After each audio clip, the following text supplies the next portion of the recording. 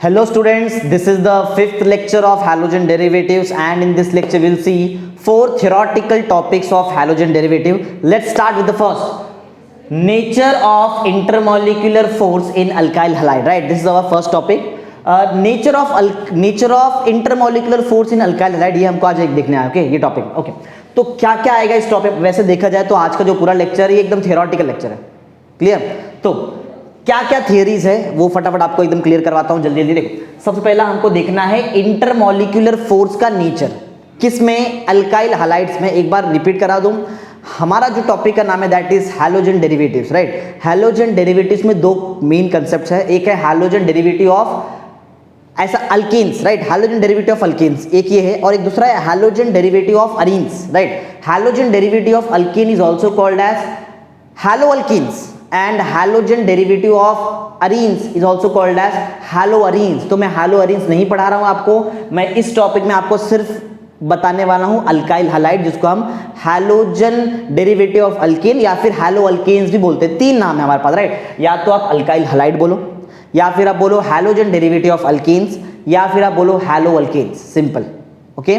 आगे बढ़ते हैं, चलो देखते हैं। हाँ, सबसे पहले क्या देखना है, आई होप आपको क्वेश्चन समझ में आ गया, फिर तो हम आंसर पढ़ ही लेंगे। क्वेश्चन ऐसा है, आपको इंटरमॉलिक्यूलर फोर्स का नेचर देखना है, ओके? इंटरमॉलिक्यूलर फोर्स का नेचर कहाँ, इन अल्काइल हैलाइड, ओके? तो बहुत इजी कंटेंट है, फटाफट बताता हूँ, जरा ध्यान दो। अल्काइल हैलाइड में जो कार्बन एटम, चलो कुछ करके बता दूं यहाँ पे मैं आपको, जैसे कि समझो मिथाइल क्लोराइड, ये अगर मैं मॉलिक्यूल लेता हूँ मिथाइल क्लोराइड और chloromethane, you can say it is a chloromethane, IUPAC name इसका क्लोरोमीथेन होगा and common name is methyl chloride, okay? ये एक टाइप का अल्काइल हैलाइड है, means halogen derivative of alkanes, means haloalkanes, right? ऐसा बोल सकते हो।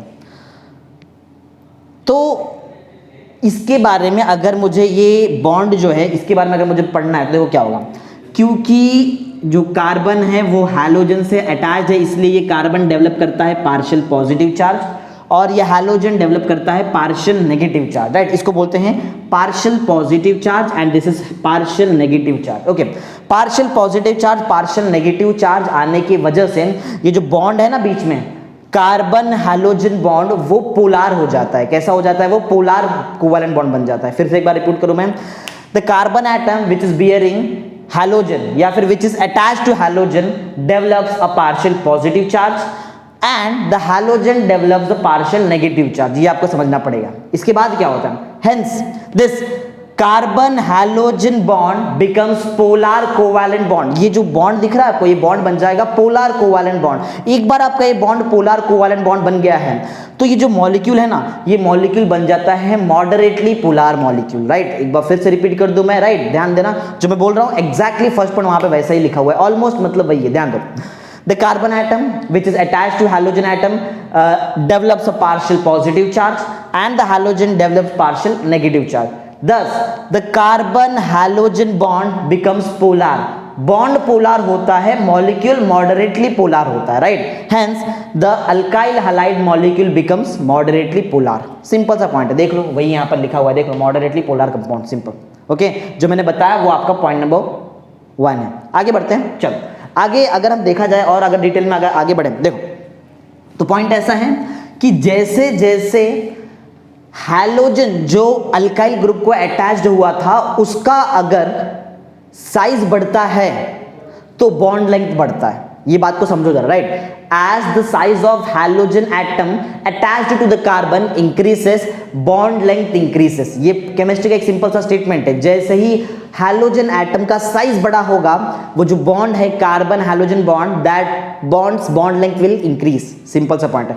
एक बात जरा समझो, जो बॉन्ड लेंथ है वो समझने के लिए आपको समझना पड़ेगा हैलोजन एटम का साइज, राइट? सबसे बड़ा हैलोजन एटम होता है आयोडीन का। आयोडीन का जो ये जो आयोडीन जो हैलोजन है, इसका एटम सबसे बड़ा होता है, राइट? इसका एटम का साइज सबसे बड़ा होता है। इससे छोटा थोड़ा साइज होता है क्लोरीन वाला हैलोजन एटम का, राइट? अच्छा, इससे छोटा साइज होता है ब्रोमीन का होता है, और सबसे छोटा साइज होता है फ्लोरीन का। इसका मतलब है atomic size increases from fluorine to iodine. समझ में आ रही है बात? फ्लोरीन से आयोडीन आपका एटॉमिक साइज जो है हैलोजन का वो इंक्रीज होता है। अगर फ्लोरीन से आयोडीन तक अगर एटॉमिक साइज इंक्रीज होता है, इसका मतलब ये है दैट कि आपको जो बॉन्ड लेंथ है वो भी इसी ऑर्डर में इंक्रीज होगा। राइट ना, ये बॉन्ड लेंथ भी इसी ऑर्डर में इंक्रीज होगा। सबसे ज्यादा बॉन्ड लेंथ होगा अल्काइल आयोडाइड का, जिसको हम RI बोलते हैं। अगर आप बीच में बॉन्ड नहीं बता रहे हो तो भी चल जाएगा, देखो मैंने ऑलरेडी यहाँ पे लिखा हुआ भी है, ओके। इससे कम बॉन्ड लेंथ होगा अल्काइल क्लोराइड का, राइट। इससे कम बॉन्ड लेंथ होने वाला है अल्काइल ब्रोमाइड का, और सबसे कम बॉन्ड लेंथ होगा अल्काइल फ्लोराइड, राइट। तो लॉजिक समझ में आ रहा है? तो पॉइंट एकदम सिंपल है, the size of halogen atom increases from fluorine to iodine, okay. Hence the bond length increases which is in the order of, ये दिख रहा है आपको ऑर्डर यहाँ पे दिखाई, ऑलरेडी मैंने यहाँ पे लिखा हुआ है, देखो पॉइंट नंबर 2 में। क्लियर? आई थिंक आपको समझ में आ गया जो मैं बोल रहा हूँ ना, एग्जैक्ट वही स्टेटमेंट लिखा हुआ है। देखो मैंने क्या बताया, मैंने बताया size of halogen atom increases from fluorine to iodine, ये बताया मैंने आपको यहाँ पे। Hence the bond length increases, ये हमको मालूम है, मैंने यहाँ बता दिया। Hence the bond length increases, और इसका ऑर्डर क्या है वो ऑर्डर बताया है, यही सेम ऑर्डर देखो यहाँ पर लिखा हुआ है। Hence the bond length increases which is in the order of, दिख रहा है आपको, अल्काइल फ्लोराइड सबसे कम बॉन्ड लेंथ, उससे थोड़ा ज्यादा बॉन्ड लेंथ अल्काइल ब्रोमाइड, उससे थोड़ा ज्यादा बॉन्ड लेंथ अल्काइल क्लोराइड, और सबसे ज्यादा बॉन्ड लेंथ होगा अल्काइल आयोडाइड का। देख रहे हैं, R मींस अल्काइल ग्रुप, क्योंकि हम अल्काइल हलाइड पढ़ रहे हैं, राइट, सिंपल, ओके। आगे बढ़ते हैं, देखो क्योंकि बॉन्ड लेंथ इंक्रीज हो रहा है, जितना ज्यादा बड़ा बॉन्ड होगा उतना ही कम बॉन्ड स्ट्रेंथ होता है। फिर से रिपीट कर रहा हूं, ध्यान दो, as the bond length increases bond strength decreases, right है। तो जितना ज्यादा बड़ा बॉन्ड का लेंथ है उतना कम उसका स्ट्रेंथ है, ये बोलने का मतलब है सिंपल सा, राइट। तो एक बात बताओ, ये सब में से सबसे ज्यादा बॉन्ड लेंथ किसका है? अल्काइल आयोडाइड का बॉन्ड लेंथ सबसे ज्यादा है, इसीलिए इसका बॉन्ड स्ट्रेंथ सबसे कम है।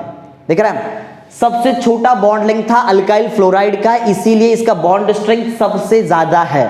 समझ में आ गई बात? एकदम क्लियर, ओके। तो पॉइंट एकदम इजी है, as the bond length increases bond strength decreases, right, which is in the order of alkyl fluoride maximum bond strength, right, and alkyl iodide minimum bond strength, सबसे कम, right. समझ में आ रही? Simple चीज है। देखो मैंने क्या क्या बताया, मैंने आपको बताया एटम के साइज पे डिपेंड करता है बॉन्ड लेंथ, एटम का साइज बड़ा हो बॉन्ड लेंथ बढ़ जाएगा, जितना ज्यादा बॉन्ड लेंथ उतना कम बॉन्ड स्ट्रेंथ, ये भी सिखा दिया मैंने। अब आगे देखते हैं, अगर बॉन्ड स्ट्रेंथ ज्यादा है इसका मतलब है बॉन्ड एंथैल्पी ज्यादा है, राइट। फिर से समझ लो, बॉन्ड स्ट्रेंथ ज्यादा तो बॉन्ड एंथैल्पी बहुत ज्यादा, बॉन्ड स्ट्रेंथ कम तो बॉन्ड एंथैल्पी भी कम, सिंपल, ओके। यही पॉइंट है। नेक्स्ट, तो अल्काइल आयोडाइड का बॉन्ड स्ट्रेंथ बहुत कम है, इसलिए अल्काइल आयोडाइड का बॉन्ड एंथैल्पी भी बहुत कम है। क्लियर? अल्काइल फ्लोराइड का बॉन्ड स्ट्रेंथ बहुत ज्यादा है, इसीलिए अल्काइल फ्लोराइड का बॉन्ड एंथैल्पी भी बहुत ज्यादा है, डायरेक्टली प्रोपोर्शनल, राइट। अच्छा, तो आई होप ये भी आपको समझ में आ गया। As the bond strength increases bond enthalpy increases, simple है। Hence it is in the order of, देख सकते हो ऑर्डर क्या लिखा है, जैसा ऑर्डर यहाँ पर सेम एग्जैक्ट ऑर्डर यहाँ पर है। आगे बढ़ते हैं फटाफट जल्दी, क्योंकि थियोरेटिकल कंटेंट है, एक बार बोल दूं समझ में आ जाना चाहिए, नहीं आ रहा है इस पर थोड़ा और रिसर्च करो, समझ में आ जाएगी चीजें, ओके। नेक्स्ट लास्ट चीज है डायपोल मोमेंट के बारे में हमको समझना, right. What is the dipole moment? Already हमने पढ़ा है फिजिक्स में डायपोल मोमेंट क्या होता है, सेम वैसे ही मॉलिक्यूल्स में भी होता है, ओके। सबसे ज्यादा डायपोल मोमेंट होता है अल्काइल क्लोराइड का। मैं जो बोल रहा हूं ना, मेरे वर्ड्स पे भी ध्यान दो और बोर्ड पर भी ध्यान देना तुमको, ओके।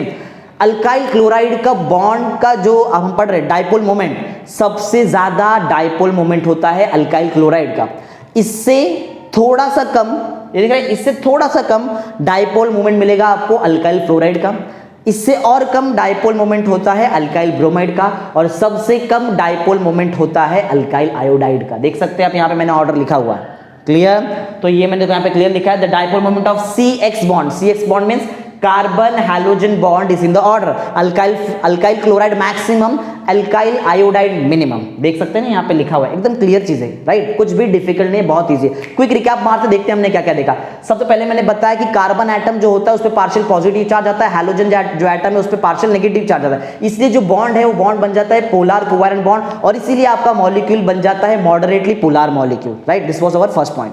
सेकंड पॉइंट में हमने ये बताया, as the size of halogen atom increase, जैसे ही हैलोजन एटम का साइज बढ़ेगा बॉन्ड लेंथ बढ़ता है, as the size of halogen atom increases bond length increases, right. फिर हमने देखा क्योंकि बॉन्ड लेंथ इंक्रीज हो रहा है बॉन्ड स्ट्रेंथ डिक्रीज होता है, राइट। ये नेक्स्ट वाला पॉइंट था हमारा, ओके।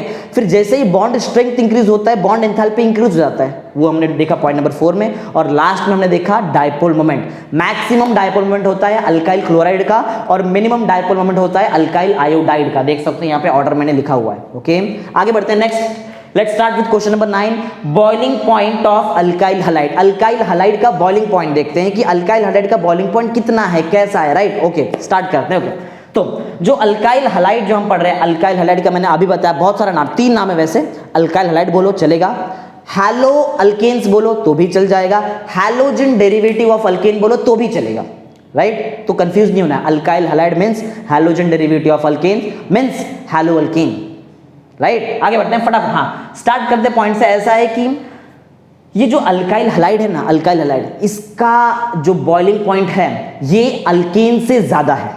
मेरे वर्ड्स को एकदम ध्यान से सुन लो, माइंड में फिट कर रही है वर्ड्स को, राइट, क्योंकि मैं जो बोल रहा हूं एग्जैक्ट वही चीज यहां पे लिखी हुई है। देखो अल्काइल हलाइड का जो मैं बात कर रहा हूं बॉइलिंग पॉइंट के बारे में, राइट। अल्काइल हलाइड का जो बॉइलिंग पॉइंट है वो अल्केन से ज्यादा है। रीजन बताता हूं ना मैं तुमको, रीजन सुनो। रीजन 2 रीजन है। एक है पोलैरिटी, याद है बॉन्ड जो था मैंने बताया था, बॉन्ड पोलर बॉन्ड होता है, राइट, पोलर कोवेलेंट बॉन्ड, ये एक रीजन है। सेकेंड रीजन ये है, देखो एक तो मैंने यहां बता दिया आपको कि पोलैरिटी की वजह से होता है, और सेकेंड रीजन ये है कि मास ज्यादा है, बहुत ज्यादा, वो मॉलिक्यूल का मॉलिक्यूलर मास बहुत ज्यादा है। देखो लिखा है हाई एंड मॉलिक्यूलर मास, समझ में आया पॉइंट क्या है? फिर से एक बार रिपीट करता हूं, ध्यान दो जरा। ओके तो पॉइंट ऐसा है, alkyl halide has higher boiling point as compare to alkane. The reason is higher molecular mass and higher polarity of bond.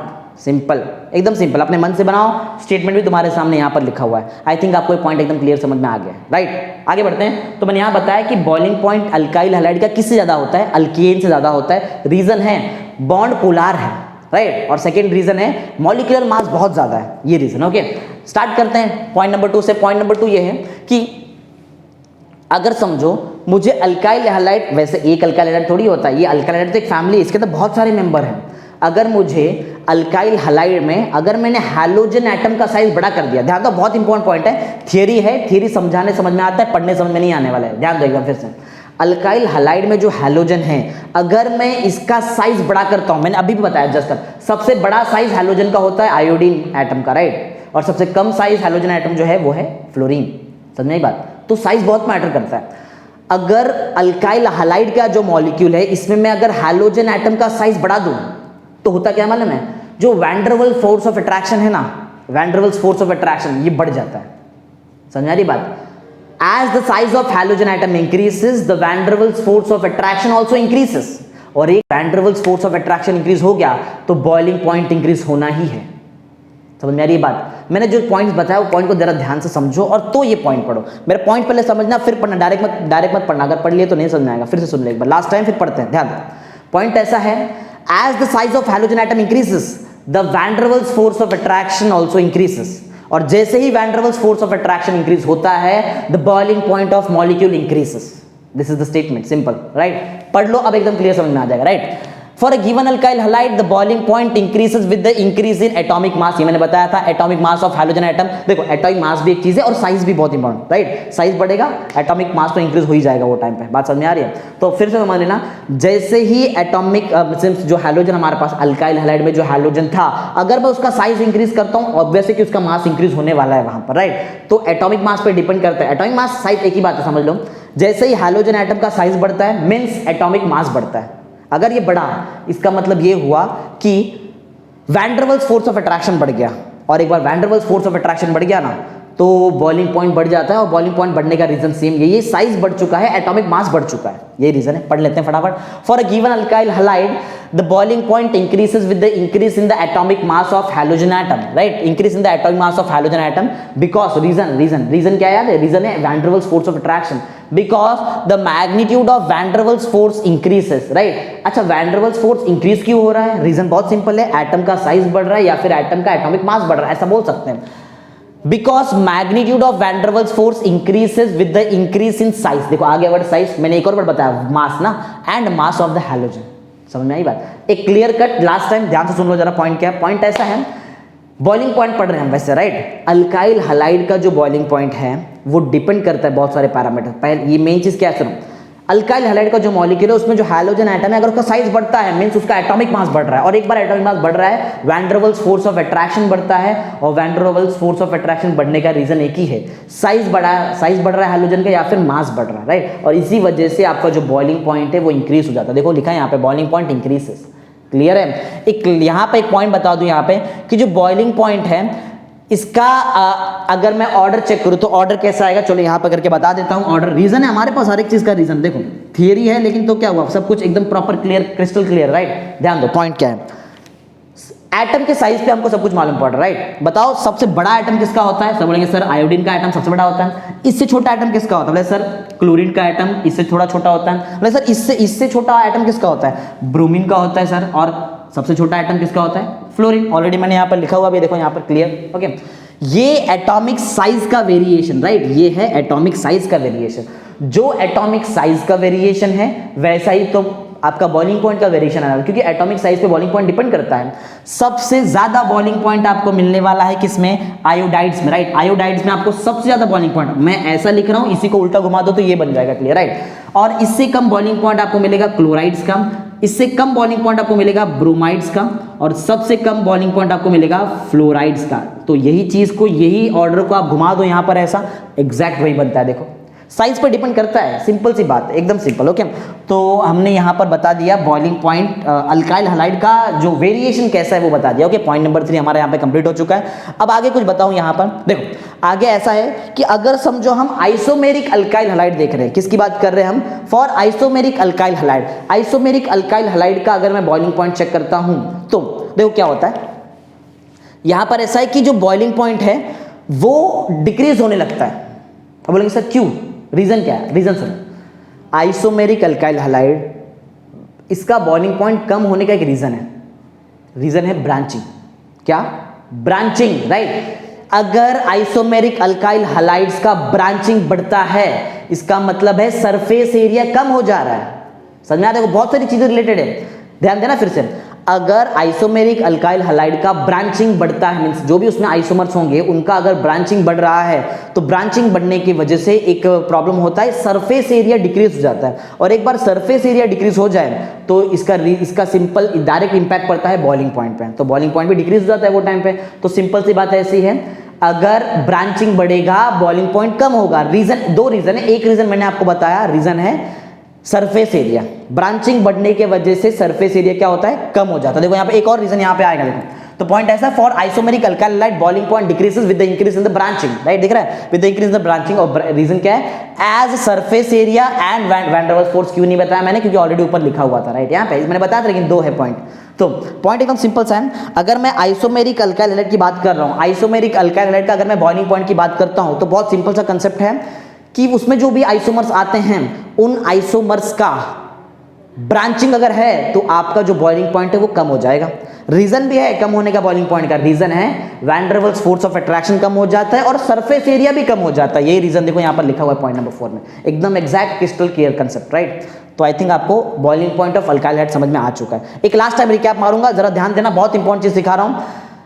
Alkyl halide का बॉइलिंग पॉइंट अल्केन से ज्यादा है, राइट। अल्केन से अल्काइल हैलाइड का boiling point ज्यादा, reason है polarity और molecular mass ज्यादा है, इससे ये देखो यहाँ पे लिखा हुआ चीज है। सेकंड, हमने देखा यहाँ पर कि अल्काइल हैलाइड का बॉइलिंग पॉइंट इंक्रीज होता है अगर आप atomic mass mean size increase करोगे एटम का, हैलोजन एटम का, मतलब ऑब्वियस है कि मास इंक्रीज हो रहा है, सिंपल सा।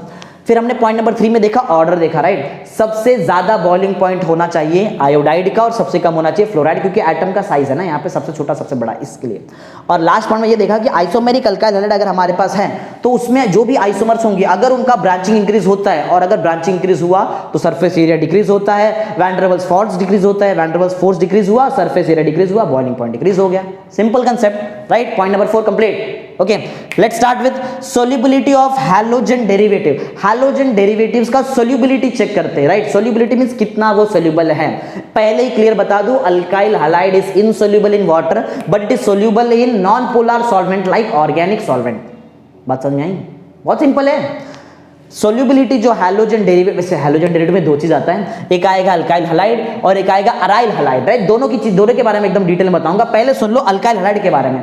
अल्काइल हैलाइड्स जो है ये वाटर में इनसोल्यूबल है बट ये सोल्यूबल है organic solvent means non polar solvent. अब बोलेंगे सर ऐसा क्यों, ऐसा क्यों? रीजन सुन लो फिर। रीजन बहुत सिंपल सा रीजन है, अल्काइल हैलाइड वाटर में इनसोल्यूबल है। चलो मैं यहां खड़ा हो जाऊं, देख लो। अल्काइल हैलाइड वाटर में इनसोल्यूबल है, इसका रीजन सिंपल सा ये है कि जो बॉन्ड है ना, पोलर है, ठीक है, लेकिन ये अल्काइल हैलाइड हाइड्रोजन बॉन्ड नहीं बना सकता, समझा।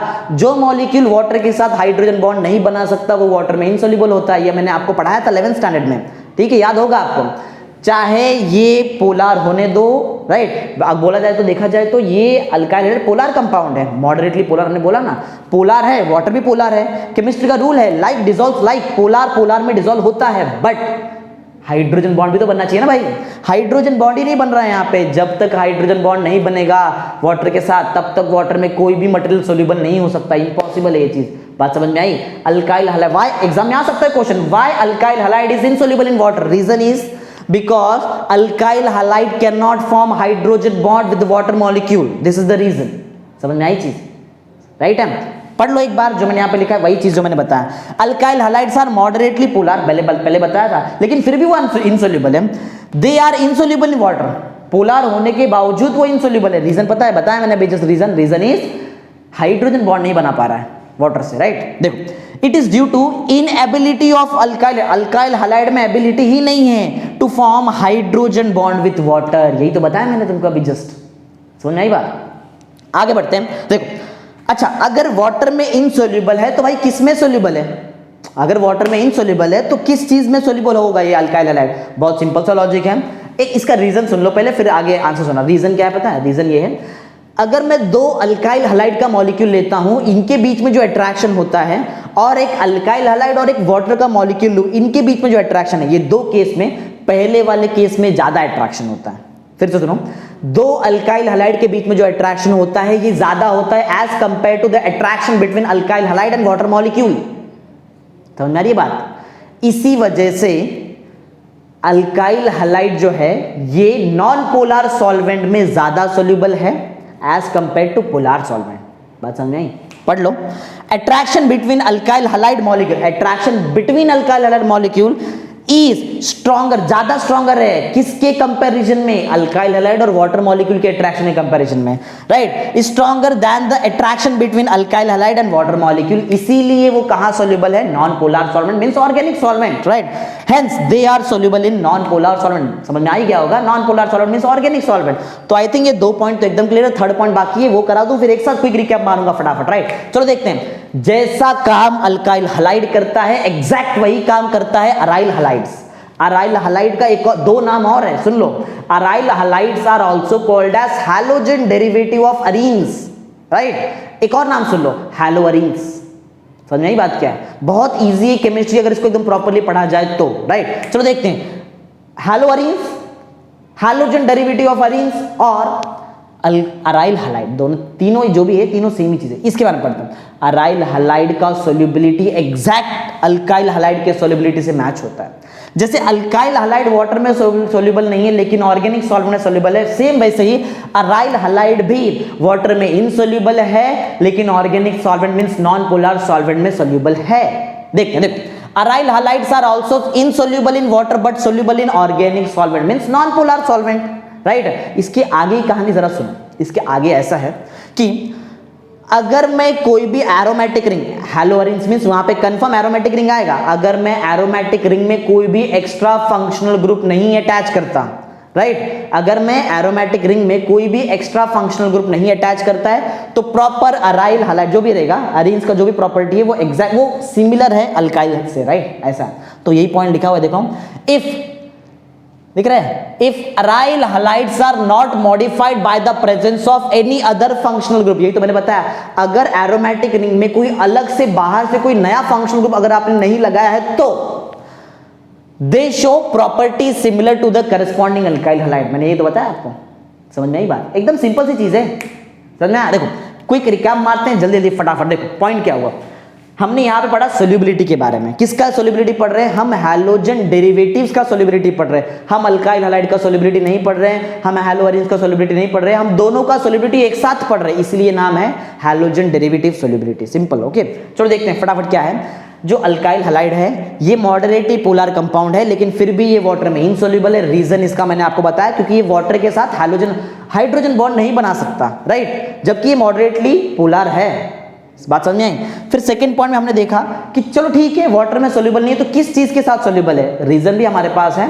रीजन ये है कि दो अल्काइल हैलाइड के बीच में जो अट्रैक्शन होता है ये ज्यादा होता है as compare to attraction between alkyl halide and alkyl halide and water, right. Alkyl halide और वाटर में जो अट्रैक्शन होगा ये कम होगा, दो अल्काइल हैलाइड के बीच में अट्रैक्शन ज्यादा होगा, इसीलिए अल्काइल हैलाइड किस में सोल्यूबल है, नॉन पोलर सॉल्वेंट में, समझ नहीं। और अराइल हैलाइड का तो कांसेप्ट एकदम क्लियर है कि ये भी वाटर में इनसोल्यूबल है, लेकिन ये सोल्यूबल किस में है, ऑर्गेनिक सॉल्वेंट्स में। और पॉइंट मैंने यहाँ पे आपको एकदम क्लियर बता दिया था, पॉइंट ये था कि अगर कोई आपका जो भी एरोमेटिक रिंग है उसमें कोई एक्स्ट्रा नया कोई फंक्शनल ग्रुप, और एरोमेटिक रिंग एक्चुअल मतलब क्या, वो डाई हैलोजन यहाँ पे दिया रहेगा, कहाँ गया, हाँ, इफ अराइल हैलाइड की बात कर रहे हैं, अराइल हैलाइड्स में अगर जो भी एरोमेटिक रिंग है उसमें कोई नया फंक्शनल ग्रुप अगर अटैच नहीं है तो अराइल हैलाइड का प्रॉपर्टी एग्जैक्ट सिमिलर मिलेगा आपको अल्काइल हैलाइड के प्रॉपर्टी से, समझ आई बात। चलो एक लास्ट क्वेश्चन कर लेते हैं फटाफट, boiling point and melting point of aryl halides और हैलो अरेंज। देखो पहले मैंने ऑलरेडी एक बॉइलिंग पॉइंट सिखाया है, ये बॉइलिंग पॉइंट अल्काइल हैलाइड्स का था,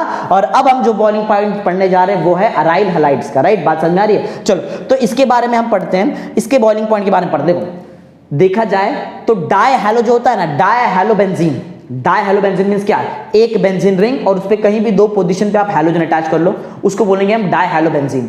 डाई हैलो बेंजीन का बॉइलिंग पॉइंट सेम होता है, सिमिलर होता है, यही बात है। देखो पॉइंट क्या है, the isomeric dihalogen benzene has nearly same boiling point same. देखो पहले ये समझो हम क्वेश्चन क्या पढ़ रहे हैं, हम एक ही क्वेश्चन में बॉइलिंग पॉइंट और मेल्टिंग पॉइंट दोनों पढ़ रहे हैं, पहले ये बात को समझो, राइट। तो अगर मैं डाई हैलो बेंजीन का आइसोमेरिक फॉर्म ले रहा हूं तो उसमें जो भी आइसोमर्स मिलेंगे उनका बॉइलिंग पॉइंट नियरली सेम होगा, लेकिन मेल्टिंग पॉइंट अलग होता है, राइट। मेल्टिंग पॉइंट वेरिएशन दिखाता है, right, but the melting point of this isomer shows variation. बहुत सिंपल सा point, right. In dihalobenzene, right, in the isomeric dihalobenzene, the isomers have nearly same boiling point, but the melting points are different. That means they show variations. आप ऐसा बोल सकते हो, right? पहला point यही है। अच्छा, तो वेरिएशन अगर मेल्टिंग पॉइंट दिखाता है तो किसका मेल्टिंग पॉइंट ज्यादा और किसका मेल्टिंग पॉइंट कम, चलो वो देखते हैं। देखो मेल्टिंग पॉइंट पैरा जो होता है ना, पैरा आइसोमर, पैरा समझाता है 1,4 पोजीशन,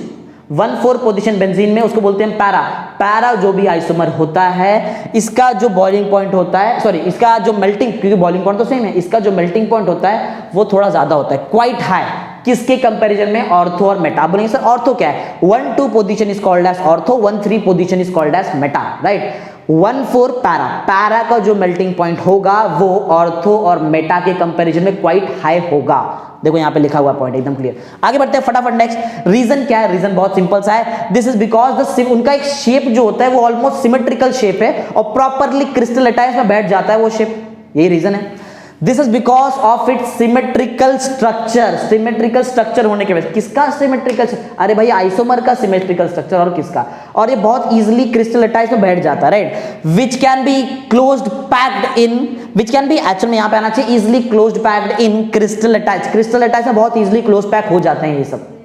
बात समझ में आ रही है। पॉइंट ऐसा है कि पैरा जो पोजीशन है, पैरा आइसोमर जो होता है इसका बॉइलिंग पॉइंट ऑर्थो और मेटा से ज्यादा क्यों है, रीजन बहुत सिंपल सा है। रीजन ये है कि सिमेट्रिकल शेप होता है और सिमेट्रिकल शेप होने की वजह से क्रिस्टल लैटाइस में बहुत इजीली अंदर बैठ जाता है molecule, right, properly close pack हो जाता है। और एक बार प्रॉपर्ली क्लोज पैक हो गया तो इंटरमॉलिक्यूलर फोर्स बढ़ जाता है, और एक बार इंटरमॉलिक्यूलर फोर्स बढ़ गया तो लैटाइस एनर्जी को ब्रेक करने के लिए आपको ज्यादा एनर्जी देना पड़ेगा, मींस मेल्टिंग पॉइंट बढ़ जाएगा, ऐसा लॉजिक है। देखो as the result the intermolecular force of attraction is stronger, बढ़ जाता है, मैंने बताया था अभी जस्ट, राइट। और इसके लिए लैटाइस एनर्जी को ब्रेक करने आपको ज्यादा एनर्जी लगेगा, right, is stronger, therefore the greater energy is required to overcome its lattice energy। lattice energy को overcome करने के लिए आपको थोड़ा ज्यादा एनर्जी खर्च करना पड़ेगा, इसीलिए मेल्टिंग पॉइंट पैरा का ज्यादा होता है as compare to ortho and meta, right. एक क्विक रिकैप मारते हैं हमने इसमें, ये पॉइंट में क्या पढ़ा है, क्वेश्चन में हम पढ़ रहे थे boiling point and melting point किसका,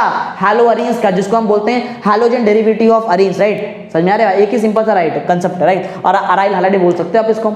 तो पहले पॉइंट में हमने देखा अगर डायहैलोबेंजीन है, मींस आइसोमेरिक डायहैलोबेंजीन है, तो उसमें जो आइसोमर्स होते हैं उनका बॉइलिंग पॉइंट नियरली सेम होता है, लेकिन मेल्टिंग पॉइंट वेरिएशन दिखाता है। सेकेंड पॉइंट में देखा पैरा आइसोमर का जो होता है पैरा 1,4 आइसोमर 1,4, इसका जो मेल्टिंग पॉइंट होगा वो ऑर्थो और मेटा के कंपैरिजन में ज्यादा होता है। रीजन बताया सिमेट्रिकल शेप, राइट, क्योंकि सिमेट्रिकल शेप है इसीलिए प्रॉपर्ली क्लोज्ड पैक हो जाते हैं लेटाइस में, क्रिस्टल लेटाइस में। और एक बार प्रॉपर्ली क्लोज्ड पैक हो गए, इंटरमॉलिक्यूलर फोर्स बढ़ गया, इंटरमॉलिक्यूलर फोर्स जैसे ही बढ़ जाता है लेटाइस एनर्जी को ओवरकम करने के लिए आपको ज्यादा एनर्जी लगाना पड़ेगा। और एक बार ज्यादा एनर्जी लगा रहे इसका मतलब क्या है, ज्यादा एनर्जी खर्च कर रहे हैं, मेल्टिंग पॉइंट बढ़ चुका है भाई, मेल्टिंग पॉइंट ज्यादा हो गया अभी इस केस में, राइट। तो दैट मींस अब इस केस में पैरा जो होगा पैरा आइसोमर उसका मेल्टिंग पॉइंट ज्यादा होगा as compare to ortho and beta position isomer, right. Okay, I hope आपको ये लेक्चर समझ में आ चुका है। थ्योरेटिकल लेक्चर था, प्रॉपर्ली देखोगे, प्रॉपर्ली कंसेप्ट को समझोगे तो बहुत इजीली समझ में आ जाएगा। Okay, thank you.